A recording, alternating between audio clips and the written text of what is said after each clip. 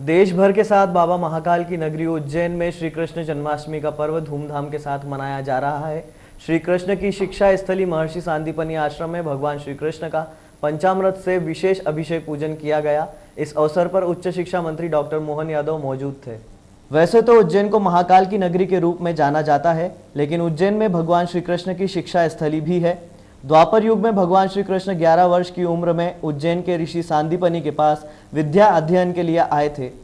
यही वजह है कि भगवान श्री कृष्ण की शिक्षा स्थली सांदीपनि आश्रम देश विदेश के भक्तों की आस्था का केंद्र बना हुआ है। उज्जैन के सांदीपनि आश्रम में भगवान कृष्ण का जन्मोत्सव आस्था और उल्लास के साथ मनाया गया। सांदीपनि आश्रम में गुरु गोविंद उत्सव मनाया गया। सबसे पहले भगवान कृष्ण का पंचामृत अभिषेक किया गया। इसके बाद महाआरती हुई।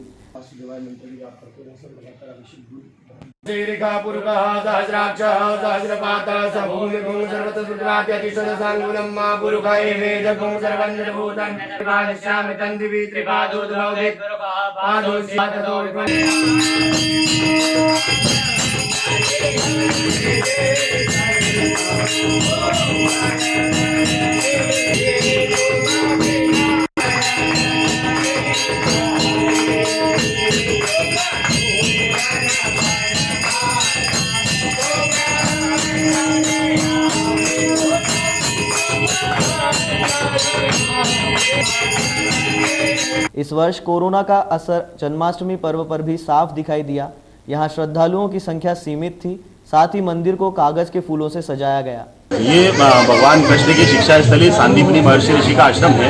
यहाँ भगवान श्री कृष्ण ने 64 दिनों में समस्त 64 विद्या 16 कलाओं का ज्ञान प्राप्त किया था, क्योंकि जन्माष्टमी का महापर्व है। क्योंकि सांदीपनि वंश परंपरा आज भी यहाँ पर विद्यमान है, तो हम लोग 202 पीढ़ियों से सतत श्री कृष्ण जन्माष्टमी का महोत्सव निरंतर रूप से और बहुत अच्छे रूप से यहाँ पर मनाते आ रहे हैं। क्योंकि इस बार कोरोना काल है, तो कोरोना काल में फूल वगैरह चढ़ाना, अन्य प्रसाद वगैरह चढ़ाना यहाँ पर मनाही की गई है। लेकिन हमारी एक मन की इच्छा थी कि भगवान को फूलों का श्रृंगार जरूर हो, तो हमने कागज के रंग बिरंगे फूलों का यहाँ पर एक अद्भुत श्रृंगार ठाकुर जी का किया है। और दूर दूर से जनता आ रही है, श्रद्धालु दर्शन कर रहे हैं, और हम लोग सोशल डिस्टेंसिंग के माध्यम से हाथों को सैनिटाइज करवा के यहाँ पर लोगों को दर्शन करवाए जा रहे हैं। इसी काल में यहाँ पर रात्रिकाल 11:30 बजे भगवान श्री कृष्ण का पंचामृत अभिषेक पूजन हुआ था, और 12 बजे भगवान की महाआरती संपन्न हुई थी, जिसके अंतर्गत मध्य प्रदेश के उच्च शिक्षा मंत्री डॉक्टर मोहन जी यादव उपस्थित थे। उनकी उपस्थिति में उन्होंने यहाँ पर आरती वगैरह करी है। साथ ही इंदौर अरविंदो हॉस्पिटल के डॉक्टर अंकित जोशी जी, जिन्होंने कोरोना वीर योद्धा सम्मान से हम लोगों ने उसको सम्मानित किया है, जो कि कोरोना के रूप से लड़ाई में रोगियों की खूब नित्य सेवा कर रहे हैं। इसलिए हमारे आश्रम परिवार की तरफ से उनका डॉक्टर साहब का सम्मान किया है। मध्य प्रदेश में एकमात्र ऐसा स्थान है जहाँ भगवान श्री कृष्ण ने स्वयं ने रात गुजारी, कई दिन गुजारे, अपने जीवन का एक नया पक्ष यहाँ से उज्जवल हुआ। भगवान जब कंस को मार के यहाँ आए और आचार्य सांदीपनि ने जो उनको दीक्षा दी, शिक्षा दी, और यही कारण रहा कि भगवान ने बाद का जीवन उनका एक अलग परिवर्तित रूप में आया सामने। भगवान के प्रत्येक कदम पे उज्जैन की छाप है, सांदीपनि आश्रम की छाप है। यहाँ तक कि जब युद्ध के कर्म क्षेत्र में जाने के बाद गीता का जो उनके मुँह से एक अद्भुत ग्रंथ की रचना हुई, वो सार भी अगर कहीं से निकला तो उज्जैन से निकला है। उसी प्रकार से जैसे द्वारका का महत्व है, मथुरा का महत्व है, उसी प्रकार से उज्जैन का भी महत्व है। मैं आज के अवसर पर, चूँकि जन्माष्टमी का अवसर पर भगवान का जन्म हुआ है, यहाँ शासकीय मान्यता से आज के दिन जन्म होता है। हम सब भगवान के जन्मोत्सव के आनंद में डूबे हुए हैं, और भगवान कृष्ण का काल और अभी आज कोरोना के कारण से ज़्यादा याद आता है। ये भी कठिनाई भरा हुआ काल है, और भगवान का वो भी काली रात्रि थी जब भगवान का जन्म हुआ। तमाम कष्टों से, तमाम परेशानियों से, तमाम मुसीबतों से भगवान ने जन्म से लेकर उनका शरीर छोड़ने तक जिस प्रकार से जीवन जी के सिखाया है, वो हम सब के लिए।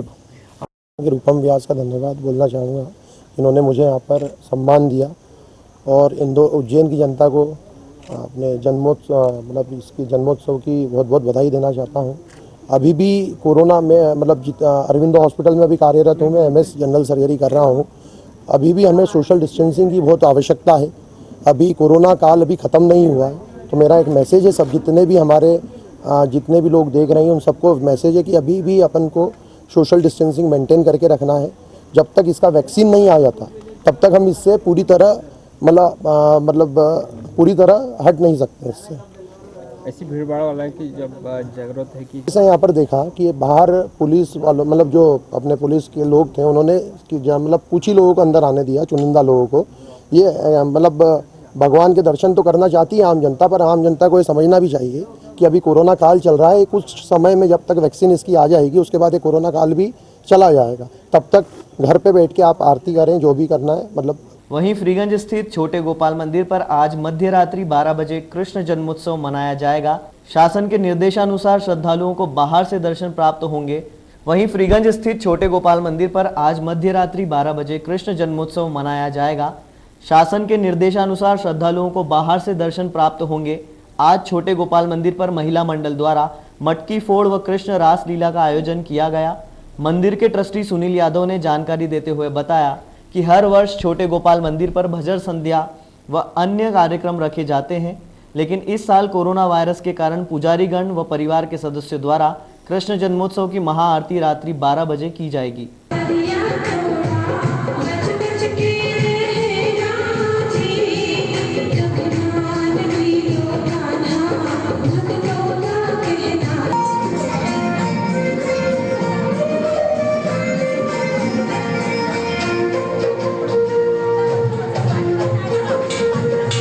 इस बार ये कोरोना महामारी की समस्या है, तो उसको देखते हुए हमने प्रशासन के अनुरोध पर बाहर से ही दर्शन का सब व्यवस्था की है। और जन्माष्टमी में कुछ 10-20 लोग जो महाआरती रात को 12 बजे होगी उसका आयोजन करा है। तो सिर्फ ब्राह्मण लोग और जो भी फैमिली मेम्बर्स है वही लोग ही महाआरती में शामिल रहेंगे। जनता बाहर से दर्शन लाभ लेगी छोटा गोपाल मंदिर पर रात को 12 बजे महाआरती का।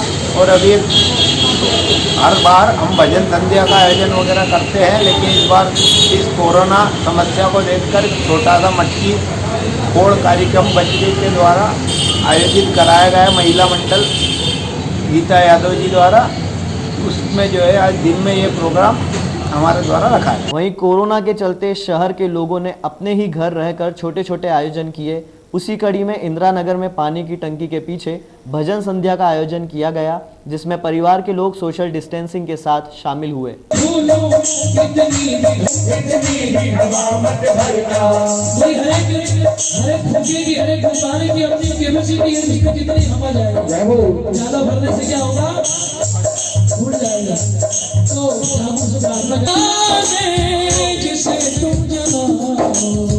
तुम्हें वो ही जाने जिसे तुम जनाओ, तुम्हें वो ही देखे।